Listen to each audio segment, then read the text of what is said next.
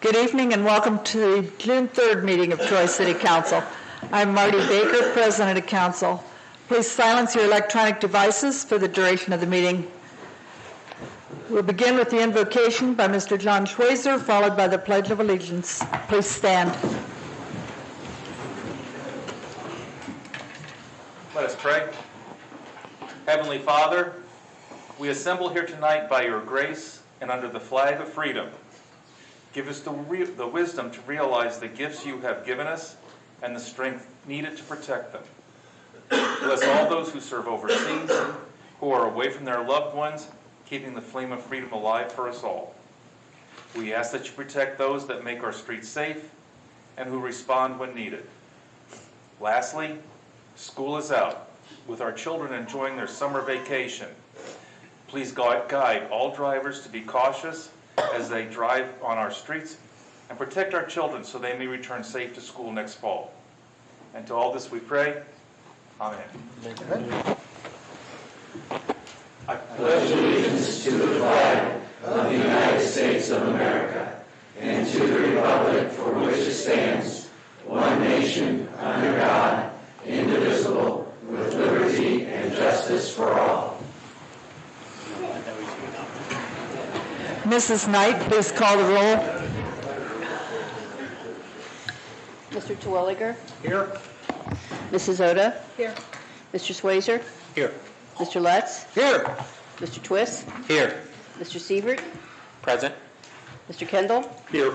Mr. Phillips? Mr. Heath? Motion to excuse Brock Heath, Mr. Heath. Second. It's been moved by Mr. Twist and seconded by Mr. Schweizer to excuse Mr. Heath. Mrs. Knight, please call the roll. Mrs. Oda? Yes. Mr. Schweizer? Yes. Mr. Lutz? Yes. Mr. Twist? Yes. Mr. Sievert? Yes. Mr. Kendall? Yes. Mr. Terwilliger? Yes. Mr. Heath is excused. Move to excuse Mr. Phillips. Second. It's been moved by Mr. Schweizer and seconded by Mr. Kendall to excuse Mr. Phillips. Mrs. Knight, please call the roll. Mr. Schweizer? Yes. Mr. Lutz? Yes. Mr. Twist? Yes. Mr. Sievert? Yes. Mr. Kendall? Yes. Mr. Terwilliger? Yes. Mrs. Oda? Yes. Mr. Phillips is excused.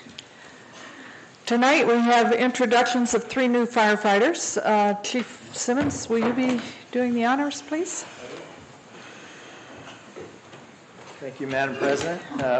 We are growing with our community, and due to one retirement, we have a firefighter that is taking the position of Kurt Ockberg, and then we have 2 new positions that were created and approved by council this new year to enlarge our fire department as our community is growing. So at this time, I'd like to call up Cody, Luke, and Corey.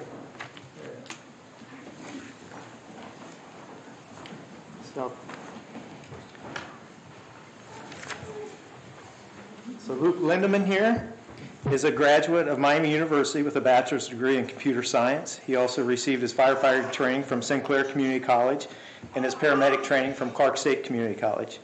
Prior to his employment and his offer with the Troy Fire Department, he worked as a firefighter paramedic at both Christiansburg and for Casstown Fire Department. And I noticed that both of their chiefs are in the audience, so we wanted to say thank you for coming out for Luke's introduction to council. And he currently resides in Casstown, Ohio. Next is Corey. Corey is a graduate of Sydney High School and attained his fire training at Sinclair and his paramedic training at Miami Valley Career Technology Center. Prior to his employment offer with the Troy Fire Department, he worked full-time as a firefighter paramedic at Bell Fountain Fire Department. Sorry, Bell Fountain, but we gladly take Corey. Corey is Ohio Certified Level 2 firefighter and paramedic, and he currently resides in Anna, Ohio. Next to Corey, we have Cody. Cody Ross is a graduate of Sinclair College, where he received his associate's degree in emergency services. He obtained his fire and paramedic training at Sinclair. And prior to his employment offer with the Troy Fire Department, he worked as a part-time firefighter paramedic at Washington Township and Inglewood Fire Department. He's a certified level 2 firefighter and paramedic, and he currently resides in Riverside, Ohio. So at this time, we do a little presentation with Mayor Beamish, who might have a few words as well. Thank you. I'm going to ask you guys to shift over a little bit. can, right there is fine.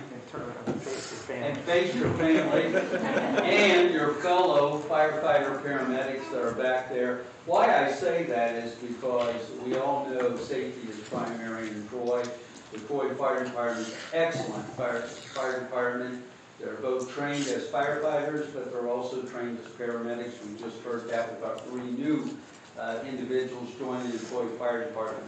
But it's a family, and you can see that by the support that the firefighters are here today to show support for their newest members. And then I also look and I see an audience full of family members who are probably very proud, and should be very proud, that these 3 are joining our Troy Fire Department. An excellent fire department, both as a citizen, knowing if they come out, they're trained to not only fight a fire, but also to help save a life.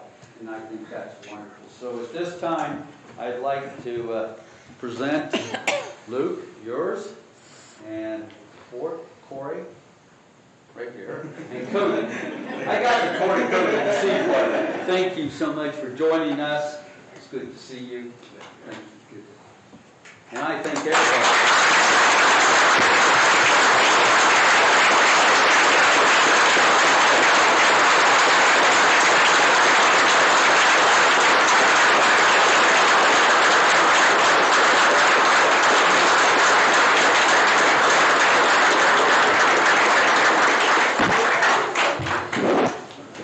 Guess how he works?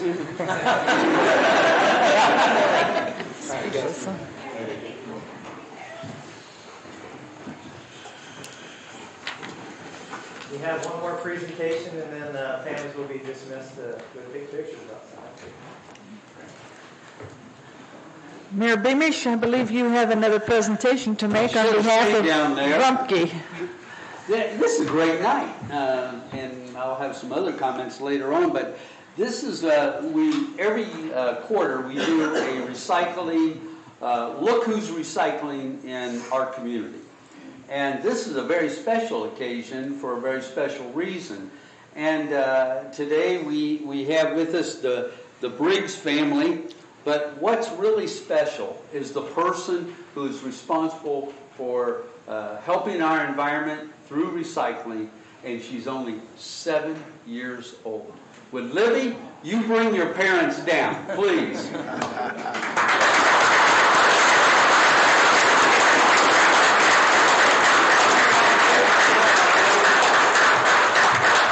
comes Missy, Jeremy, thank you for being here. This is a family that really does believe in recycling, and it started from the youngest, 7 years old, and she's the one that inspired the family and really believes strongly in recycling. So Libby, I'm presenting this to you. And I have with me our foreman, street foreman, Jeremy's there. Jerry Mullins is here. And Rumpke in the city of Troy has been honoring people that really care about their environment and trying to do what they can to protect our environment. So I'm going to present this to you. And that's for you. Would you like to say anything? Look at all these people here. 7 years old, and this is the future. And if we have people like this, young, really wanting to protect the environment, it's a good role model for all of us adults. So thank you. And there's something in there, in a little cup, that has something for the family, but something special for you. Okay, I'll just leave that for a secret. Okay? All right. Yeah, this program is you can go online and the city's website, and there's a question on there. There's a link on our website. And the question is, do you recycle? And each quarter, like the mayor says, we get 40 or 50 respondents. We look at those, we pick the answers that we think are interesting or somebody took their time to actually think about it. And then I'll go out and camouflage up and crawl around their yard, make sure on Thursday morning they're actually putting their recycling out so the city and Rumpke are giving away. Rumpke actually goes out, and I'm going to spoil the surprise. There's a $100 Basil gift card in there. But also, we went today and we got her a little $10 gift card from Ducky's, so she can get some ice cream. But this was, you're welcome, this was Libby's response. Why do we recycle? And she wrote, so the planet isn't all filled with trash. I want to recycle because when I'm in my car driving and look out the window and see all the trash, I think if we recycle, the roads would be cleaner. So that was her answer. Congratulations.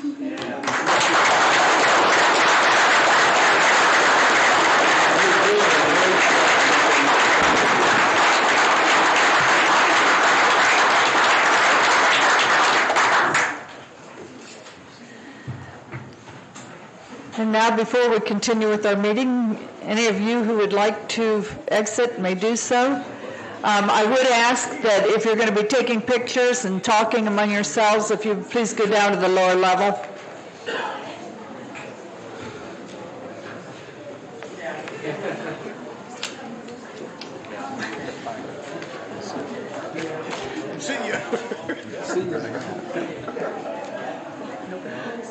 Things cleared up quick.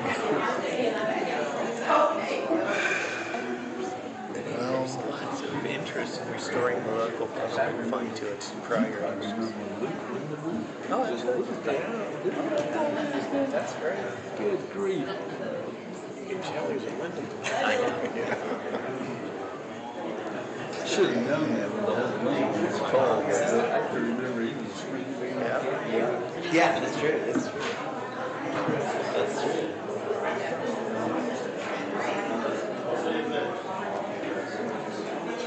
I've done my share. Done my share.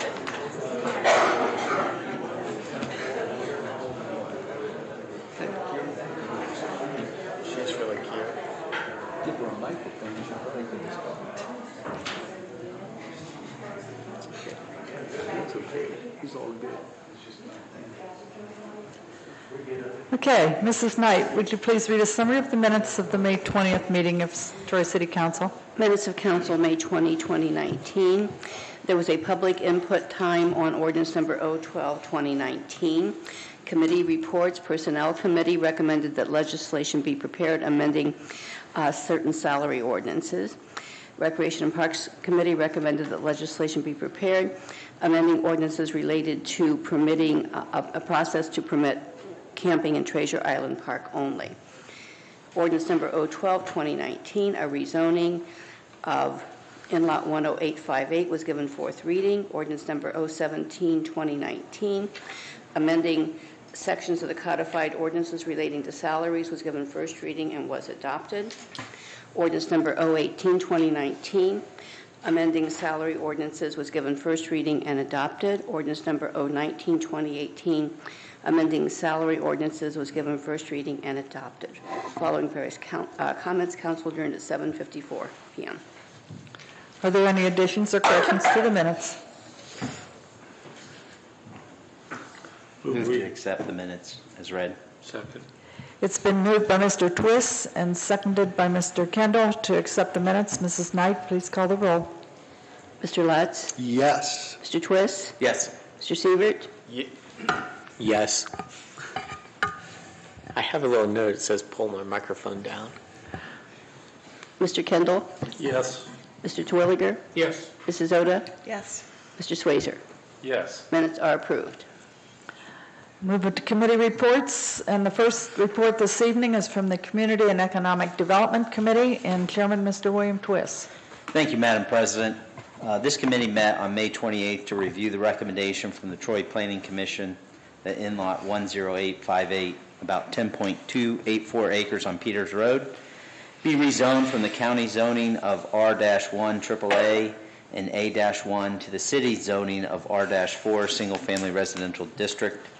This committee supports the recommendation of the Troy Planning Commission regarding this proposed rezoning and recommends that council adopt ordinance number O-12-2019, and that's respectfully submitted by Tom Kendall, John Swazer, and myself as chair, William Twist.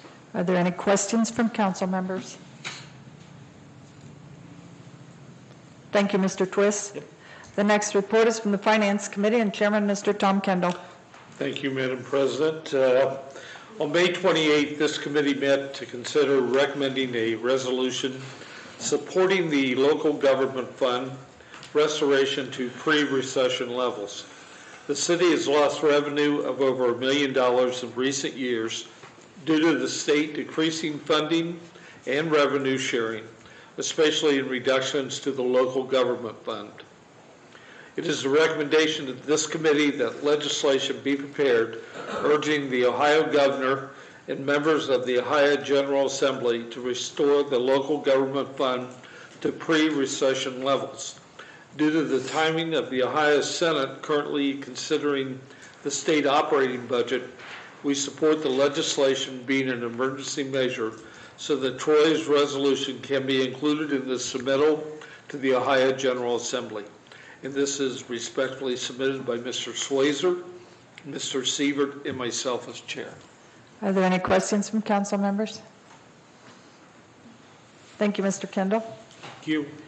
We now open the meeting for citizen comments. At this time, does anyone in the audience have any questions or comments related to any of the agenda items this evening? If so, come to the microphone and state your name and address. There is a 2-minute time limit at this point in the meeting, and Mr. Kerber is our timekeeper.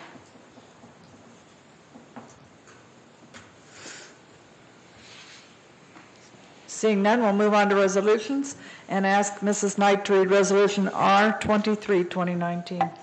Resolution number R23, 2019. Resolution urging the Ohio Governor and members of the Ohio General Assembly to restore the local government fund to pre-recession levels and declaring an emergency. This is the first reading. Are there any questions or comments from council? Move for suspension. Second? It's been moved by Mr. Kendall and seconded by Mr. Terwilliger to suspend the rules. Mrs. Knight, please call the roll. Mr. Twist? Yes. Mr. Sievert? Yes. Mr. Kendall? Yes. Mr. Twilliger? Yes. Mrs. Oda? Yes. Mr. Swayzer? Yes. Mr. Lutz? Yes. Move for adoption. Second. It's been moved by Mr. Kendall and seconded by Mr. Schweizer to adopt the resolution. Is there any further discussion from council? Mrs. Knight, please call the roll. Mr. Sievert? Yes. Mr. Kendall? Yes. Mr. Twilliger? Yes. Mrs. Oda? Yes. Mr. Swayzer? Yes. Mr. Lutz? Yes. Mr. Twist? Yes. Resolution is adopted. We'll move on to ordinances and ask Mrs. Knight to read ordinance 012, 2019. Ordinance number 012, 2019. Ordinance changing the zoning of in-lot 10858 in the city of Troy, Ohio from the county zoning districts of R1 AAA, 1 family residential district, and A1 domestic agriculture district to the city zoning of R4 single family residential district. This has been recommended for approval by the Troy Planning Commission. This will be the 5th reading. Are there any questions or further discussion from council? Move to adopt. Second. It's been moved by Mr. Twist and seconded by Mr. Schweizer to adopt the ordinance. Mrs. Knight, please call the roll. Mr. Kendall? Yes. Mr. Twilliger? Yes. Mrs. Oda? Yes. Mr. Swayzer? Yes. Mr. Lutz? Yes. Mr. Twist? Yes. Mr. Sievert? Yes. Ordinance is adopted. That completes the business portion of tonight's meeting. Mrs. Knight, are there any communications or announcements? No, there's not. Mayor Beamish, do you have any comments this evening? Well, we've had a great introduction of 3 officers. We've had a wonderful presentation to a 7-year-old young lady that really is into recycling. I guess the only thing I would add is a big kudo to the Troy Strawberry Festival Committee, the many volunteers it takes to make that happen, and certainly our city staff who put in long hours to have an efficient operation for the weekend and cleanup. I don't know, it's just hard to imagine that less than 24 hours or 24 hours a little longer. We had a festival even in downtown and you wouldn't know it this morning. So big kudo to all those that made that possible. It was a great weekend. Just looking forward, I want to thank council for in advance for participation in the government team leadership government day that will be taking place on Wednesday morning. And it's a great time. We have 30 students that will be seniors next year that are going to join us and learn a little bit about statutory form of government. Most of you, if not, have heard that we will have a ribbon cutting for the Kettering Hospital Network's Troy Hospital. That'll take place Thursday at 1:30. I know we're invited to be a part of that. And then their kind of general open house will be this Sunday on June 9th from 1:30 to 4:30. So that's an opportunity for everybody in our community in Miami County to come and see what's going to be in total operation for all the citizens in this region. So I think those are the things I wanted to just highlight, and thank you for allowing me to share those things. Thank you. Thank you. Mr. Titterington, do you have any comments this evening? Just a few things to highlight from the items of interest in your packet. First of all, the McCaig-Dorset roundabout construction, part of that Phase 4 project, began last week. We expect that project should take no more than 80 days. The reason we started when we did is to make sure that we can get the project done and reopened by the time summer's over and school is back in session. There are detours. The best thing to do is to just look for the orange signs. There is no simple way to put the map out that shows where you're supposed to go and when. We do have maps that show from each of the corner properties the routing once the roundabout is in place. We've had some questions, and so staff put together a map that shows the routing that you would take when you come out of each of those corner properties to show the proper way to use the roundabout. That is online. Today, the contractor started, a different contractor started the arena parking lot project. So we've begun to mill the asphalt off of the parking surface. Not sure how long that's going to take, but we're going to try to get that done as quickly as possible. And finally, the clubhouse at Miami Shores is pretty much complete.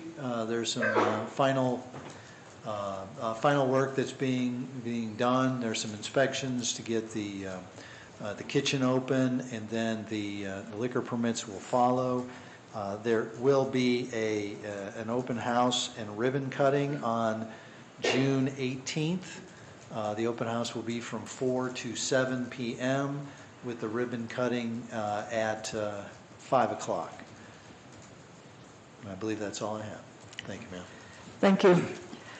City Auditor, Mr. Frigge, any comments this Thank you, evening? Madam President. I do. I would like to thank Bart Denlinger of Denlinger Builders.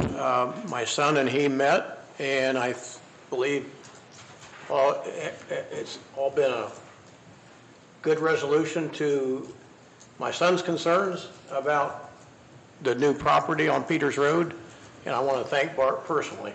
Thank you, Bart. Thank you. Director of Law, Mr. Kerber, any comments this evening? I have no comments, Madam President. Thank you. Okay.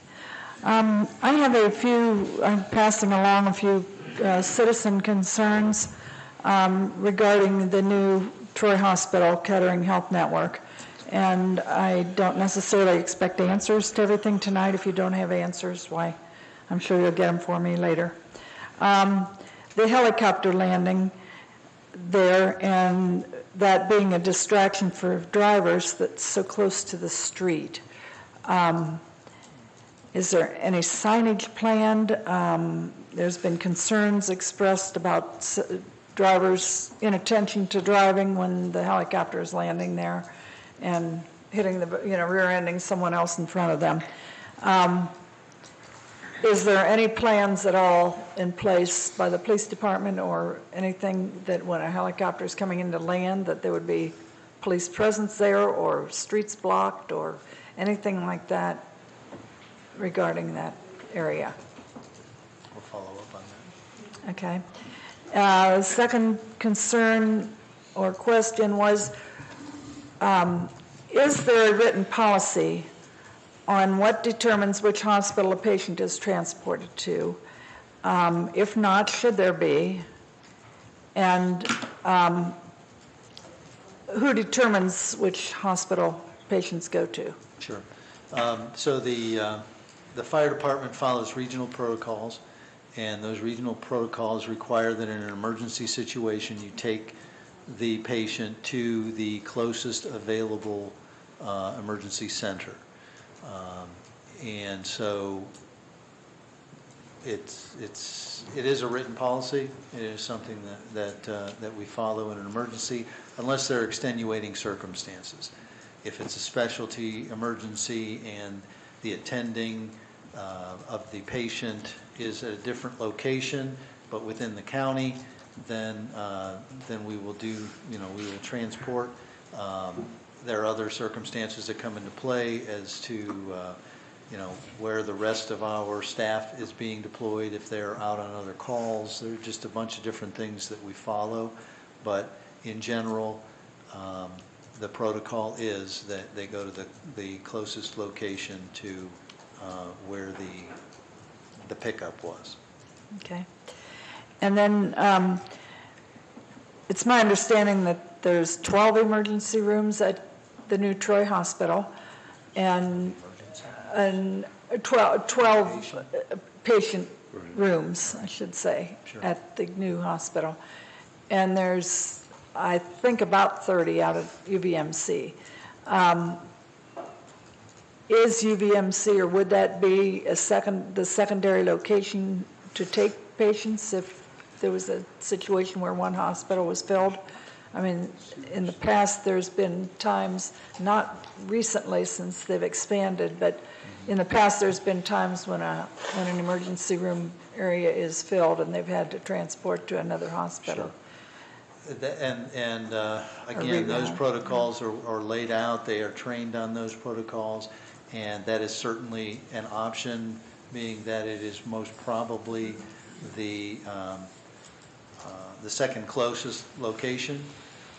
If there's an epidemic going on, if there's winter weather, and a flu epidemic, for example, then there's a whole dispatch protocol and following the regional protocols that they have in place. But UVMC would certainly be in the mix. Okay, thank you. Any comments from other council members this evening? Madam President? Yes, Mr. Lutz. Thank you. We all know about the storms that came through on Memorial Day, and I would just want to thank members of the community that have poured out donations and support and volunteer time and efforts to help residents, specifically of West Milton, Trotwood, and Harrison Township. I know the nonprofit that I work for has just been inundated with donations, and we're very grateful for that. Thank you. Madam President, I have one. Yes, Mr. Sugar. Thank you. I just want to extend an invitation to council members, staff, members of the audience, members of the community, to our quarterly meeting that is hosted by the at-large council members. This quarter is going to be at Hainer instead of the library. Minnesota made those arrangements, but I think it's the library was closed for a different event. But it'll be this Saturday, 9 to 10:30 at the Hainer. So if you want sort of a more informal mechanism, no legislation takes place, just sort of a discuss issues type of deal, we'd extend that invitation to everybody. Okay. Thank you. Any other council members? Any members of city staff have any comments this evening? Questions or comments from anyone in the audience?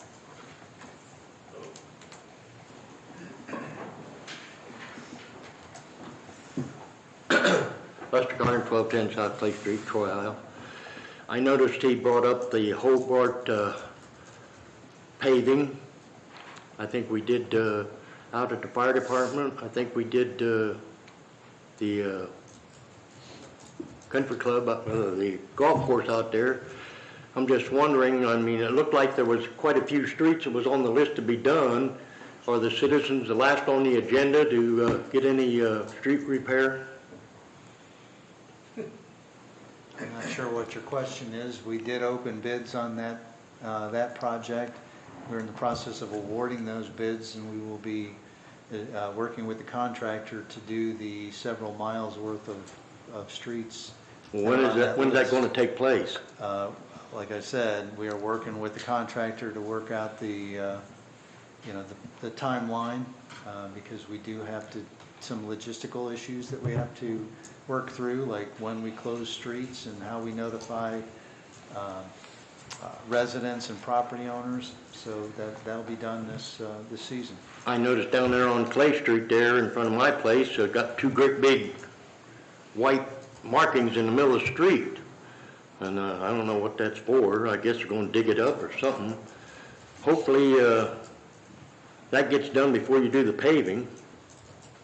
I hope it's not another one of those put the cart before the horse kind of deals here in Troy. It seems like it happens quite often. But I don't know. I just, you had in the paper there was quite a few streets that was going to be repaired, and I'm just wondering, are we on the last to get done? I mean, we pay all the wages, we pay all the stuff for everything. Are we the last ones to get considered to get anything done? Thought I answered the question, but well, you gave me an answer, but I mean it's still a good response that says nothing. No, you're not the last ones to be done. We opened bids a long time ago, several weeks ago, on the arena project, and have been waiting until the end of the Strawberry Festival. That project has been progressing in stages. We've done a lot of the stormwater, all of the stormwater work, particularly in front of the pool on that project. As I said, last week, I believe, is when we opened bids on the, or 2 weeks ago, open bids on the general road repair repaving program. We received one bid. It's been evaluated. It's been recommended to be awarded by the mayor and myself as the Board of Control. And we will be having a pre-construction meeting with the contractor soon so that we can schedule when that work is going to be done this season. Is there any chance you can put something in the paper to let the citizens know when we're on the docket to get street We always do. We notify the folks of what the schedule is going to be so that there's as much advanced warning on when particular blocks are going to be closed, when property owners are going to be inconvenienced, and how they can work around the project. Now these, like I said, there's two great big white things. I mean, I don't know what they are, the USPCO or something like that. What is that? I have no idea what you're talking about, but I can find out. I mean, they're two great big, I mean, they're probably squares, probably big as that right there, two of them. I'm thinking, what's going on here? So, I mean, hopefully that's all done before you start the paving. They're white lines that are sprayed in the street? Yeah. Okay, that would be the Ohio Utility Protection Service. We always call in advance of doing any work to understand where our utilities are so that when we dig up the road, we're not digging into natural gas, water and sewer lines. Oh, okay, so that has no real bearing on it. Yes, we do those before we do any of the other kind of resurfacing. Oh, that's good. Okay, thank you. Thank you. Anyone else in the audience have any comments or questions?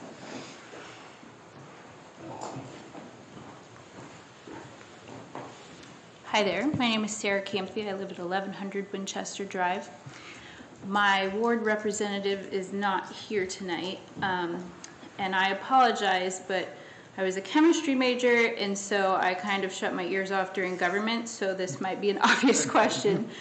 But there have been several accidents behind my house along Nashville Road. One of them was an SUV that ended up in my backyard, and it happened in January. If it would have happened in June or such as this time, spring, fall, something like that, I could have very well been burying my children instead of fixing a fence. I'm wondering what the process would be to try and get a speed limit reduction put into place along Nashville Road. We have several neighbors that have expressed their concern to me. I'm of the highest concern, obviously, because the SUV ended up in my yard, but several others have expressed concern since January, and just about a month ago in May, we had an accident in the exact same spot. So I'm wondering what the process would be for me to try and start a dialogue to get that speed limit possibly reduced in that section of Nashville Road. Mr. Titterington? So by coming to the podium, I think you started the process. So I will talk to our assistant city engineer, seeing as how our city engineer is on maternity leave starting tomorrow. She has it scheduled to be off tomorrow. And so what has to happen is we have to do some traffic counts, we have to do some speed counts, we have to do some averaging. There's a calculation that we have to follow by the state traffic standards that will dictate what the appropriate speed should be. We'll also at the same time, though, talk to the police department to make sure that whatever's posted at a minimum, folks are driving within the range of, acceptable speeds there while we're doing the study. Okay. Study could take a little bit of time because we have to do counts, we have to do calculations. We might take it, probably ship it out to our traffic engineer so that he can go through all those calcs. And then we may, since it's Nashville Road, and given its category, we may also talk to the Ohio Department of Transportation to get their recommendations on it, but we'll start that process. Okay, great, thank you. Is that a city street? It is. It's not a state highway, but when it hits a certain classification. I didn't know if it was because it's a inside the major city limits, versus if there was a limit on how fast that they're allowed to go within the city. Whether it's inside or outside, there's a different standard calculation, but we still, so there's an inside city versus an outside city, but we still have to follow the correct calculations. They're just different calculations, so if there's a chance to reduce it, since it's inside of town and it's adjacent to a subdivision, that may be easier than if it were in a township. Okay. I say maybe. Okay. Great, thank you very much. Thank you. Any other comments? Okay, tonight we have a presentation. Mr. Justin Kobe, Director of Health Partners Free Clinic, is here tonight to share with us research partnership with students at the Wright State University Nursing Program on Community Needs. And with him is Amy Shannon. Thank you, Madam President, and thank you to the council for giving us a little bit of time just to share some information. Really what I wanted to get here with you and share this tonight briefly is we've been working with Wright State University doing some analysis of communities, and we presented that analysis in April for Piqua with members of the city government. And unfortunately didn't give all of you that opportunity, so I want to make sure to come out here and hit some highlights on what the students at Wright State University found. These students are through the master's program of public health, so it is a division of the nursing program. So they look for opportunities in different communities to come out and do analysis. We asked them to come out to look at Troy specifically, and then we've gone to Piqua. We'll do Tip City and West Milton next, and our goal is to do the entire county. And then the program director has asked us to come out to Wright State University when they do their final cohort, which will look at the entirety of the county, and they'll present that on campus. We'll make sure to get that information out to everybody here if anybody would like to attend that information. What I want to call attention to briefly, and this is the full presentation they gave us that you'll have for your records, but on the third page there, a couple of slides. One talks about deaths within Miami County in 2017. This is public record through the health department, but we wanted to look at specifically what in Troy is causing deaths. Well, it's no surprise here in the Midwest that it's heart disease, cardiovascular disease, it causes the most deaths. Second, followed by respiratory, which is kind of a surprise for most people. You think of asthma, but there's also Smoking that does occur, that can lead to respiratory disease, but there's other reasons why in the Midwest we see that, but not many people are aware of it. COPD is kind of rampant. In fact, if you talk to folks at UVMC, they tell you that COPD is our biggest readmission rate. So it was good to see that from them. And remember, this is a cohort of students going out into the community. They've never been a part of this community, researching. They spend an entire day breaking themselves up and going into individual spots in the city to take a look at things and then also do research on the back end. So that's where they come up with this information. Another highlight I want to make here is the slide down in the right-hand corner, which talks about transportation. I know transportation gets brought up a lot. Just wanted to confirm there was another third party coming through and doing an analysis of the transportation situation and showing that there hasn't been affordable transportation made for the entirety of the community. This was also during a time when I believe transit was in a little bit of a hiatus and changing over in leadership. So they wanted to make comment to that. The next page, if you look at economics, we asked them to look at that as well, and they could show us that median income, though not far behind the national average at $56,000 for median income. Troy's about $48,000. We do think about that when it comes to health, but just because healthcare is driven by economy. We know that. I know it more now as a director of a free clinic than I did when I was a corporate pharmacist. I know it very well. So it was just a good reminder that we have that we're going to be looking at in an impoverished area if we're going to be looking for chronic disease state. Okay? So then jumping over to page 4, I believe, at the bottom, well, at the very top corner, it talks about main problem. So what we discovered was the main concern for a city like Troy was the existence of a food desert. Now, I'll remind you, I'm going to every city in the county, and every city in the county is going to have some kind of food insecurity. So don't be offended when I say that they found a food desert in Troy. What we need to do is make sure we know where it is and how we can resolve. So what they found was that the center of town, where Main and Market intersect, that is you draw a diameter out from there, then that is going to be where your food desert lies, which makes sense. The closest food market would be what used to be the UDF. That's now the Troy, the Quickie Mart.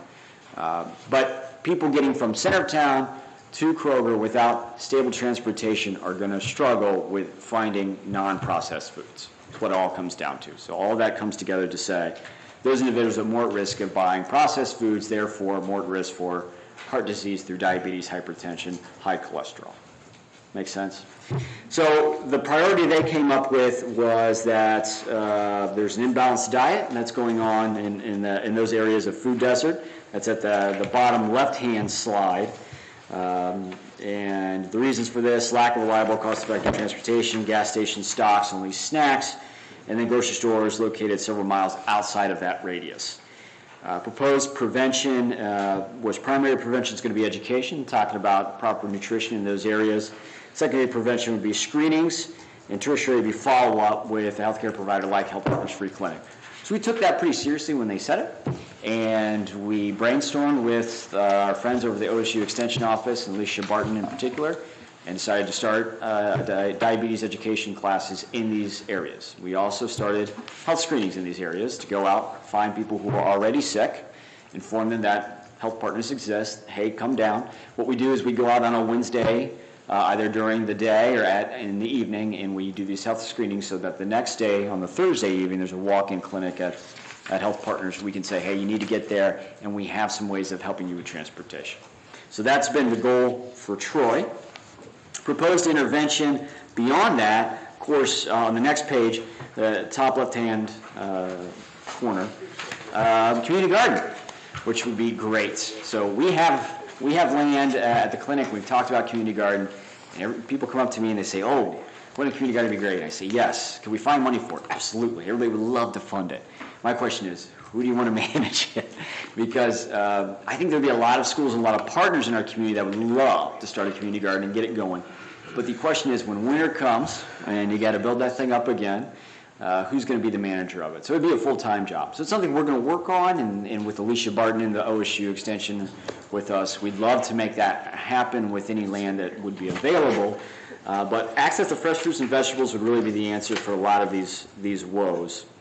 Beyond that is outreach, and that's what we're going to do. So the point of all this is to tell you, we're looking for ways that we can outreach into the community and find these hot spots where there are individuals who are more likely to suffer from chronic care disease state. We'd even like to be able to create a regression model that would pinpoint where exactly they are and where we should be educating and talking about proper nutrition and treating those who are already sick.